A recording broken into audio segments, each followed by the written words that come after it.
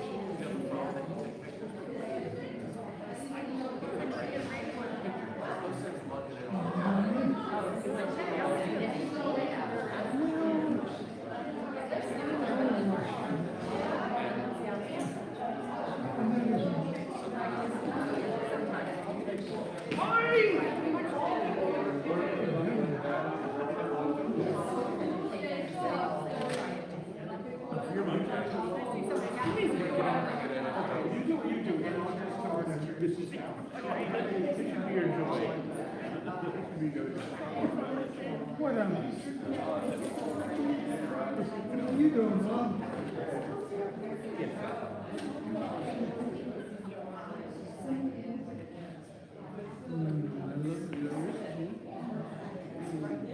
Are you ready for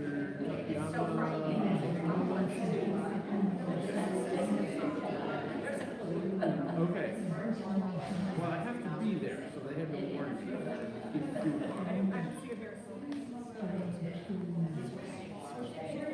Okay. Okay. Are they coming in? Okay. Hello. Oh, not yet.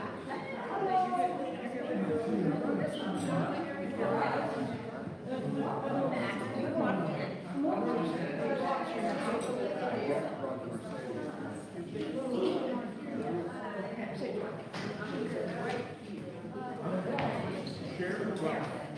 You didn't want to vote? Okay. Hi! How much fun? Hey, Rachel. Hi, Rachel.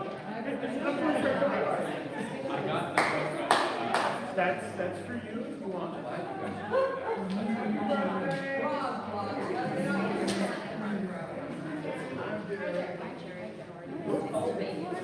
This one is liquid. It can flow through small cracks. Happy birthday.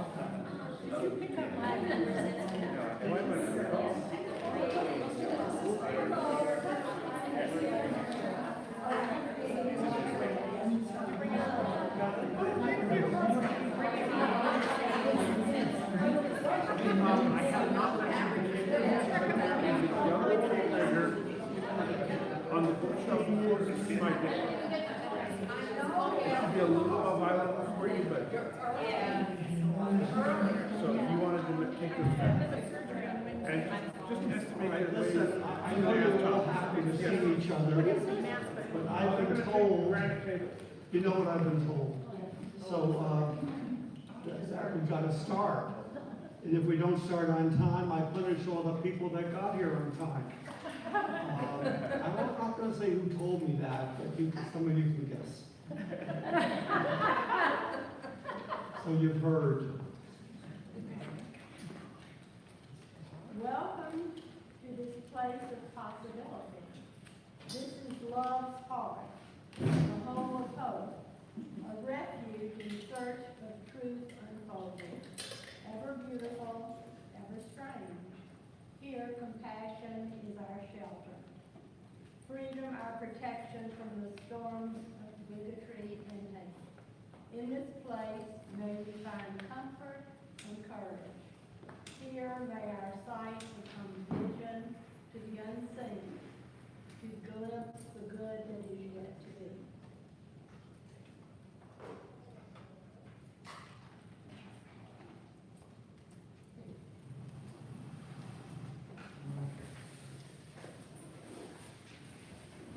Thank you, Jared. Yes, indeed. Welcome to the Treasure Coast Unitarian Universalist Congregation. Is there anybody here for the first time? I don't think I see anybody. I see some people that haven't been around for very long, for a while, but it's always good to see people back where they belong. So good, you're all welcome. I just want to mention the program for today before we get into the program for today. The plan is Missing. Did somebody take my water bottle? I must have set it down somewhere. The plan is, after the service, we have our first Sunday congregational meeting here, and our chairman, Tia, will lead that, chairman of the board. And following that, those who are interested will go with me into the sanctuary where we will brainstorm. But the idea I mentioned last Sunday that we might re-angle some of the chairs in the center of the sanctuary so we catch more of the flavor and flair and vibe that has been so rich. I mean, look at this is a holiday weekend. I even wore this shirt to help keep you awake. But glad you're all here. We've basically gotten good responses about our gathering in here, but this is the end of this summer's gathering in here. And next week I'll have my coffee can in there, some pieces of paper to ask you to put your thoughts about how the summer, is that it? I'm asking No, I don't think so. No, that's not it. She's bringing you some water. Oh, bless you, my child.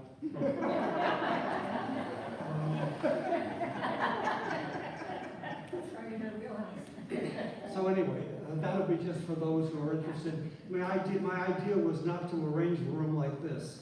The pulpit and the table up front are where the donors designed it to be and where most churches would expect it to be. But I thought I have creative people that could think of some way to do the chairs maybe a little bit differently so you see each other more than just look at my sparkling, never mind. Shirt. Sparkling shirt. There you go. The affirmation. Here we affirm together. Love is the spirit of this church, and service is its law. This is our great covenant, to dwell together in peace, to seek the truth in love, and to help one another.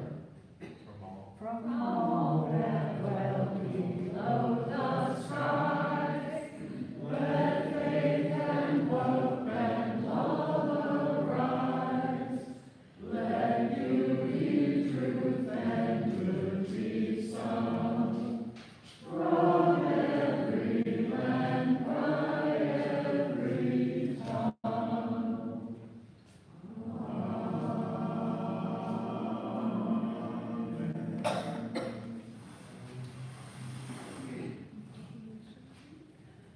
Okay, my topic for today is one of my favorite favorites of the year, and that is the idea of back to school and all that that has meant in my life and probably in your lives.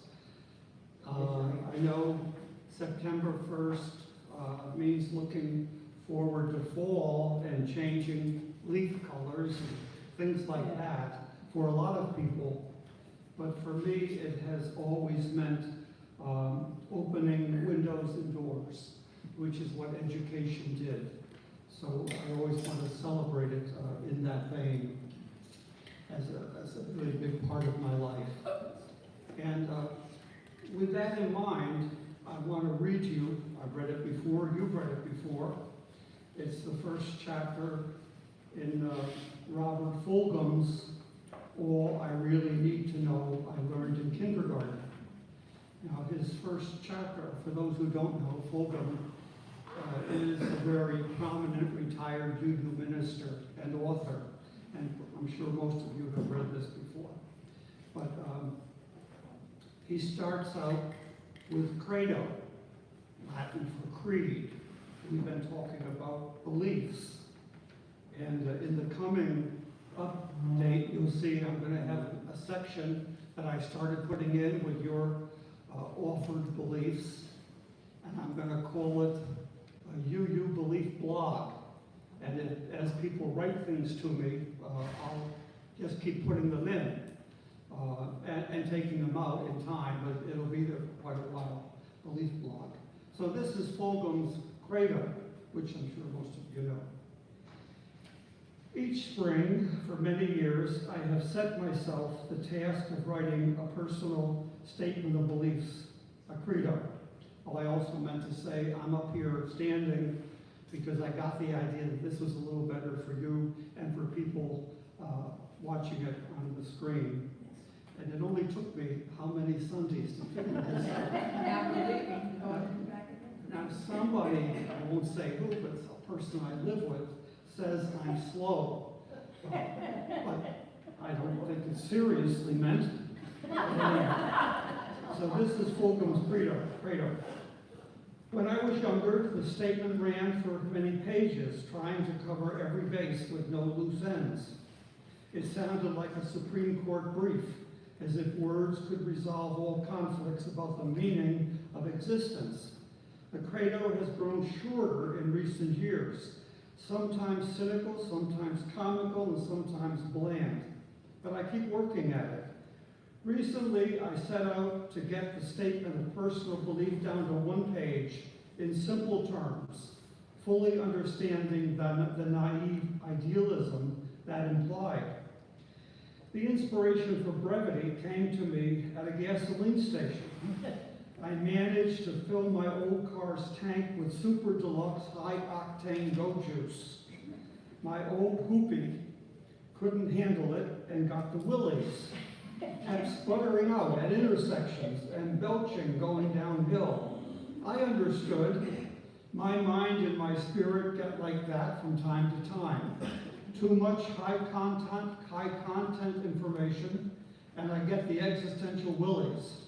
I keep sputtering out at intersections where life choices must be made, and I either know too much or not enough. The examined life is no picnic. I realized then that I already know most of what's necessary to live a meaningful life, that it isn't all that complicated. I know it, and have known it for a long, long time. Living it, well, that's another matter. Yes, here's my credo. Share everything. There'll be no talking while I'm doing this credo. Share everything. Play fair. Don't hit people. Put things back where you found them. Clean up your own mess. Don't take things that aren't yours. Say you're sorry when you hurt somebody. Wash your hands before you eat. Flush. Your own cookies and cold milk are good for you. Live a balanced life. Learn some and think some and draw and paint and sing and dance and play and work every day. Some.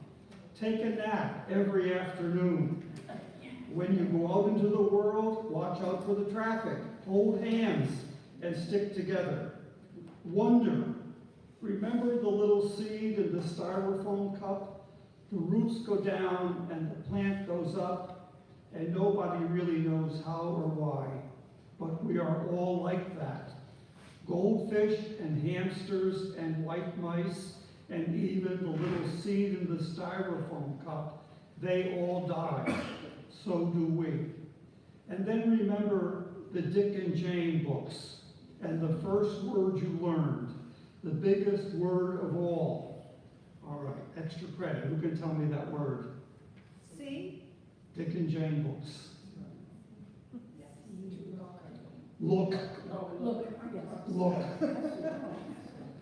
Everything you need to know is in there somewhere. The golden rule and love and basic sanitation. Ecology and politics and equality and sane living. Now, I got this from the 25th anniversary edition, and he writes some afterthoughts for a 65-year-old him about this learning in kindergarten. So I want to read just a little bit of this essay following it. I am sometimes amazed at what we did not fully grasp in kindergarten. In the years I was a parish minister, I was always taken aback when someone came to me and said, "I've just come from the doctor, and he told me I have only a limited time to live." I was tempted to shout, "What? You didn't know? You had to pay a doctor to tell you at your age? Where were you the week in kindergarten when you got the little cup with the cotton and water and seed? Life happened, remember? A plant grew up and the roots grew down, a miracle. And then a few days later, the plant was dead. Dead. Life is short. Were you asleep that week or homesick or what?" I never said all that, but I thought it, and it's true. The idea was for us to have the whole picture right from the beginning. Life and death, life, death, one event, one short event. Don't forget. Now that reminded me of a day in 2017. It was April 7th, 2017. That was between my two tenures here. I was at the condo, we were home at the condo waiting for word about my mother's passing. And it happened, and she needed it to happen, a blessing. A couple hours later, I got a call from George Harris's son, that George had died in the Weston Hospital. I was planning to pick him up. He had asked me to pick him up 2 days later. George, my best friend of 50 years from college in West Virginia. And then a couple hours later, I got a call from Jim Henderson's daughter. Now, a few of you remember Jim Henderson. Jim and Joan were very big in this church, and they and the Craigs were the people that gave us the other building pretty much. But anyway, could I plan to speak at his service? And I said, well, it'll have to be a week or two hence because I'm kind of tied up. And it was a time when I could. So that was a day I'll never forget. April 7th, 2017, a reminder of mortality for a long time for me. So, Labor Day, school opening, back to school. Are you guys back at that table happy that it's back to school time? Do you go to school or are you homeschooled? Yeah, they're at school. Yeah. Let's see, is anybody else here glad it's back to school time?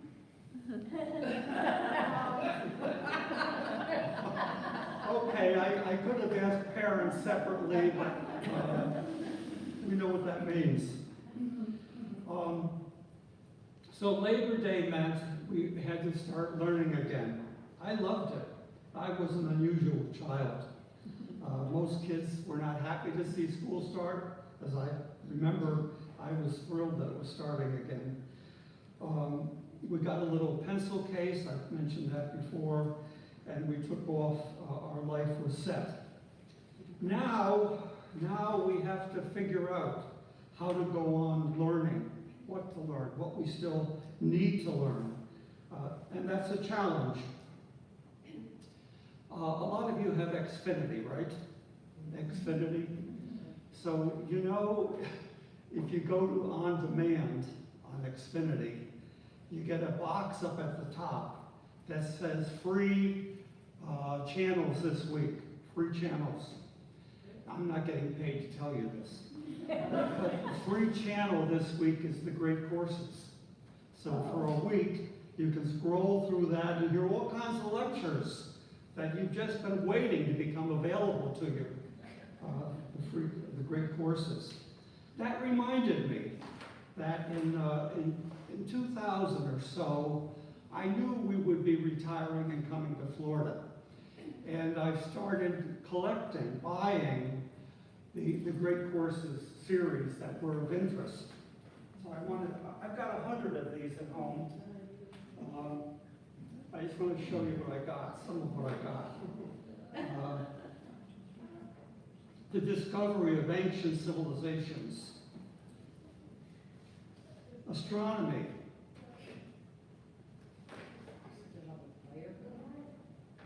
The Aeneid of Virgil. Oh, wow. I had read it in 4th year Latin, so anyway, on and on. But now I realize the format is all cassette tapes. And who has a cassette tape player? I do. I don't have one in the car. The new cars don't come with cassette tape players anymore. So where I was planning to hear them on a trip or there, I can't play them. And to make it even worse, my astronomy, this came from the Standard Deviance video course series. Standard Deviance? No, does anybody have one of It's on those? YouTube. It's on YouTube. I got one of those. All right. Well, if I come to visit you now, you know I have an alternative. I can borrow. Anyway, if anybody here wants to borrow, I got a lot of these. I didn't expect that my course would be UU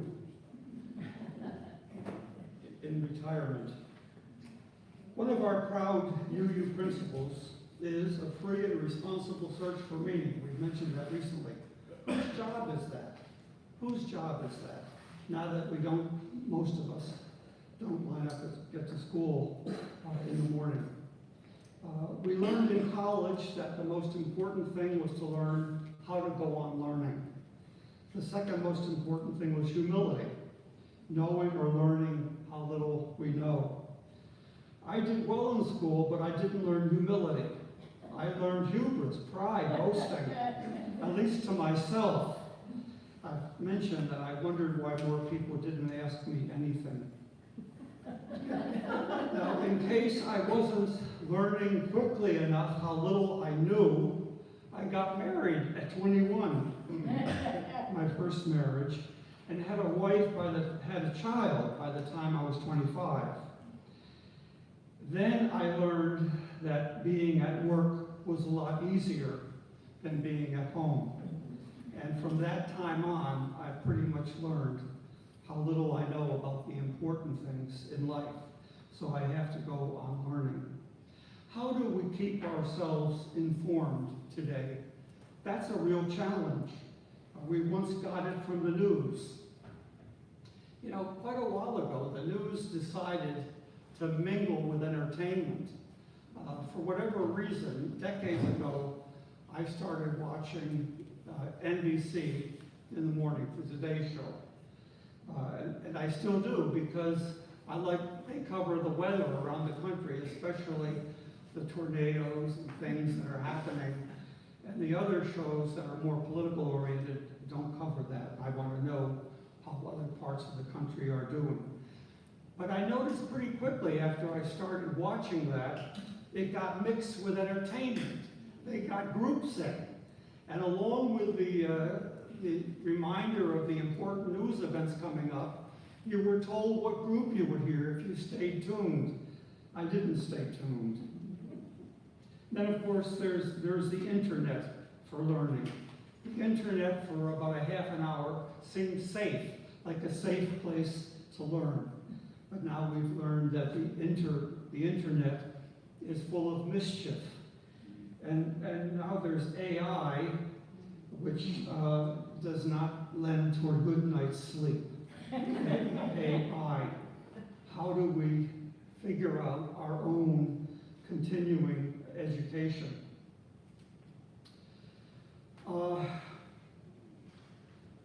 There are important things in life that we're hearing are coming back and remaining as important as they ever were.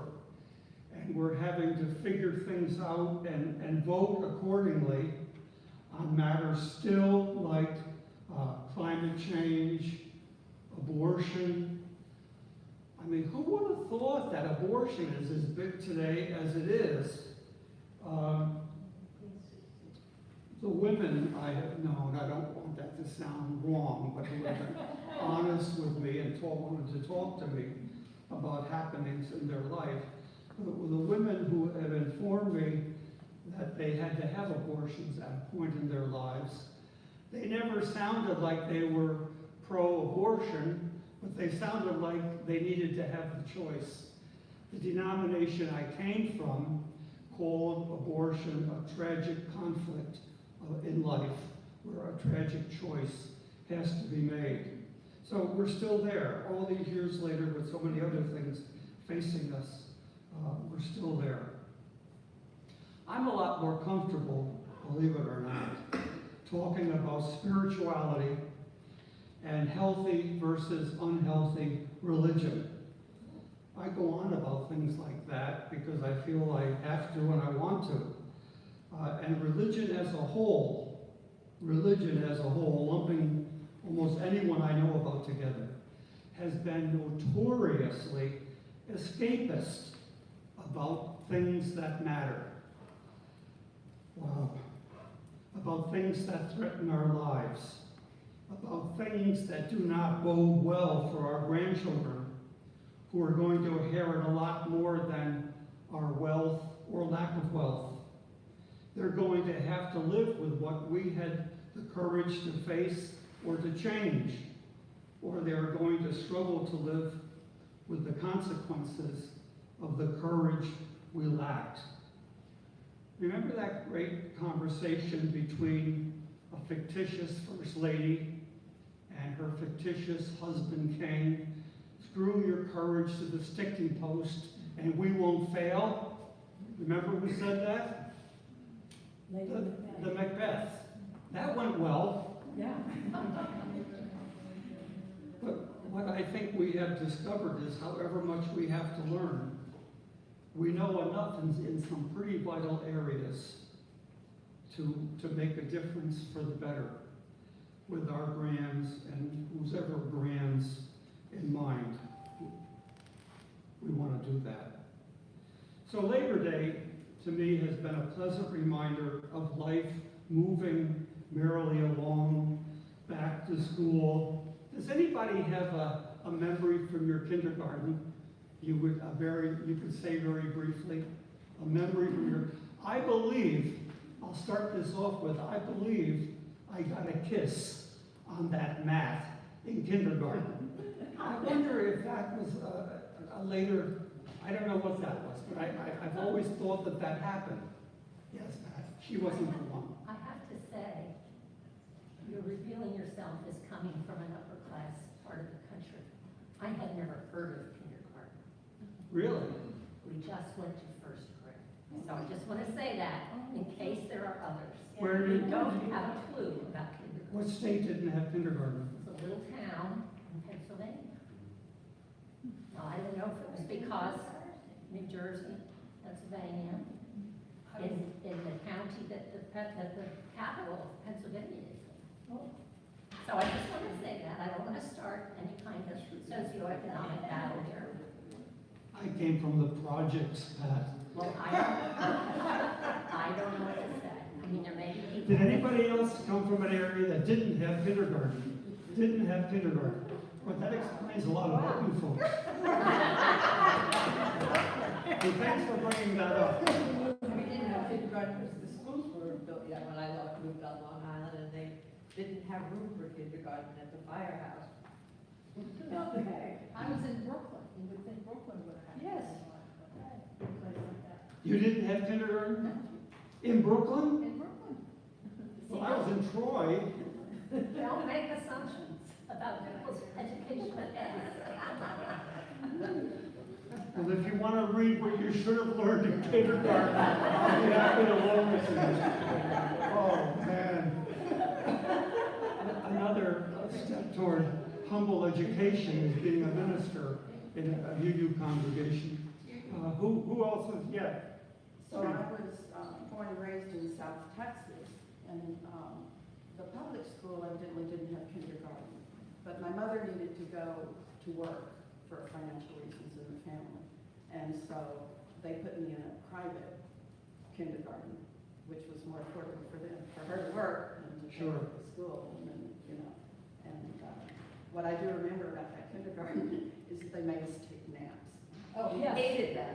I hated first grade all inside the That house. was for your own good, you know that. Oh, God. Maybe that's first grade, right? All right.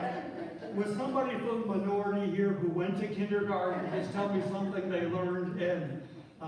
Yes, Eileen, and then Joe. In New Jersey, my father was a devout Catholic and my mother was Protestant. And my father won, and I was to go to a kindergarten at the local Catholic church, which I did. And the second week, I went up to the nun and I said, I don't feel well. And she said, now sit down. And I came up again later, I said, I don't feel well. So she said, now children, I want to show you what I do to children who come and interrupt my class. And she made me sit on a stool in the front of the class. Well, I fell off the stool, and they called an ambulance and took me to the hospital, and I had appendicitis. So my mother won that argument. I was Yes. moved over to number 4 school when I had a nurse on staff. All right, Joe. My experience was a lot more pleasant. We had a teacher, Mrs. Quinn, in Fairfield, Connecticut, at McKinley School, that everybody wanted to either be the grandmother of them or the mother of them. She was amazing and wonderful. And the best part of class was snack. You know, graham crackers and milk, you can't go wrong. Yes, you're allergic. Janet. My elementary school in South Central LA, I remember hanging out the window and being amazed to see a rainbow because I thought they were something like Santa Claus, not real. I hope that was the first floor you were hanging on. It was. Well, Fort Yukon, Alaska is the largest native village in Alaska. It's right above the Arctic Circle where the Caribou and the Yukon River come together. Pretty traditional. And I was informed on the first day that I was not allowed to just wander over to the girls' section. No, you can't do that. No, very traditional. So. Ooh, don't play with the Well, girls. there are things over there. It's like, We'll go down the road here. Karen and then Rachel. I don't remember a lot about kindergarten, but I do remember that my mom loved to make gingerbread houses around Christmas season, and she would make them very elaborate. She'd cut a hole in the roof, and she'd have a whole, people in a dining room set and people eating at the table. And one year, my mom came to kindergarten with these, and she pre-baked everything, and all of us got to make our own little gingerbread house and decorate them in kindergarten. Oh, that's cool. Oh, that's a good mom. Wow. Rachel, you were next. Yeah, I think you were talking about Labor Day and kindergarten memories related to Yeah. that. And the first thing that came to mind for me was when I was little, we used to always watch Jerry Lewis and Dean Martin on TV, right? And they had the Jerry Lewis telethon that was always Labor Day Right, right. weekend. And by the time I was old enough to actually go out and collect money for Jerry's kids. It was raining that weekend, but my parents had said, well, you could go, but it's raining. And I was like, oh, I got a jacket, I got an umbrella, I'm doing this, right? So I went out collecting money all in the rain all day long. And my parents took me down to the radio station where they were doing the collection of funds. Anyhow, I just remember all the Labor Days that I spent working to. Where was that? Jerry Lewis Telethon? No, where was it you went to school? Oh, I grew up in Vero. I went to Citrus Elementary. Oh, we're pretty much homegrown. And we had kindergarten. Who else? I saw a hand, yes, Bob. I was so old when I started school that I skipped kindergarten. Wow. I just started in first grade and I felt deprived. I've heard of that happening. Yes, I ma'am. just remembered, I was in Miami Beach, and there was a nun, and I think I was told that I didn't want to go into the kindergarten, but once I got in there, the nun, she was so nice. And she happened to be, because Rachel and I talked the same order that I entered years later, and that was the same order that in the school that Rachel went to. We talked about that a while ago, but all I remember is I got to play a musical instrument, which I'd never actually done afterwards. There was a triangle. We had a little and I got to hit the triangle. Oh, right. And now that's kind of only my memory, and then she was really nice, so that was a good thing. Good. Anybody else? Yes, Alistair. This might be a little more vivid for me because this is far closer to Yes. my current stage. But there was one day when we were all on the carpet and we were coloring, and there was a group of girls and there was a group of boys, and then we got to the color red. Now, which is red a girl color or a boy color? Oh, it's a boy color. It's the color of blood, and no, it's a girl color. It's the color of love and hearts, and we were fighting back and forth on whether or not this was a boy color or a girl color. That's a great memory. Anybody I miss? Yes, Tia. I went to kindergarten in New Hampshire in 3 tiny little towns because we moved twice. So I went to kindergarten in 3 places. So what I learned in kindergarten is you have to continually meet new people, new little kids all the time. But all these little towns in New Hampshire had kindergarten. Yeah. Well, thank you for wrapping up this message for me, and we'll move on. Now, we'll pass the plates over here. We'll start these going, and we'll start you all going with joys and sorrows.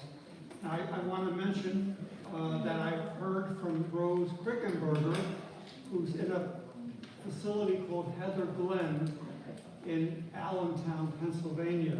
But she's now in the hospital because she's developed pneumonia, and there's some other issues or problems she's dealing with. So she's happy to have her children living nearby, which is why she went up there. And we wish Rose the best in recovery and back to her new home soon. Who else has a matter of joy or sorrow? Yes, Karen. So, some of you know that I wear hearing aids, and it's both a joy and a concern. But I started losing my hearing in my 20s. I have a disease of the ear called otosclerosis. And now my right ear is completely dead. It doesn't hear at all. But I was last week, I saw a surgeon, and he's going to be able to restore some of the hearing in my right ear. So I'm going to be having surgery.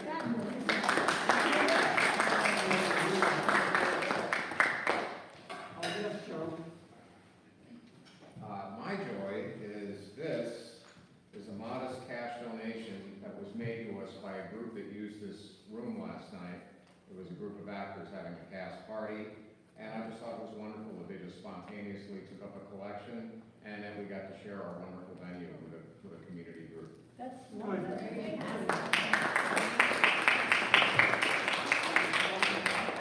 Anyone else? The money.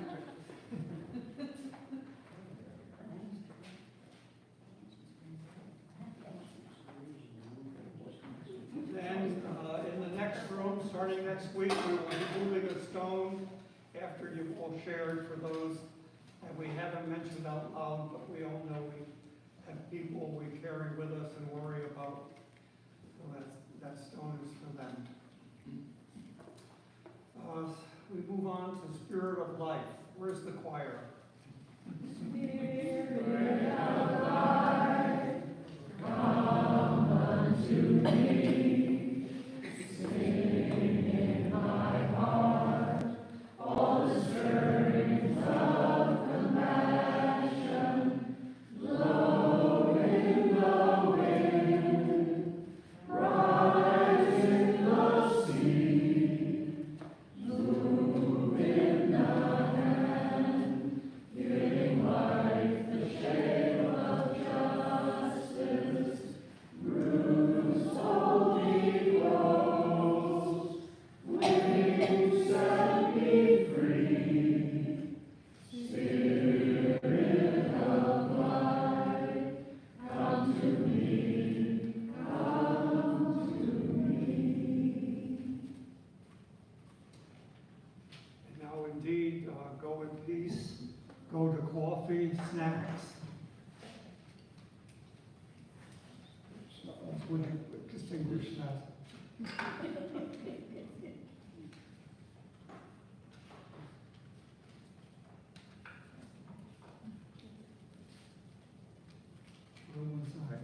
Yes.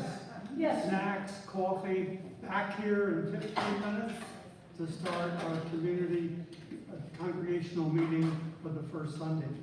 And thank you all for coming today. This is about as many as we've had Yes. on a holiday weekend.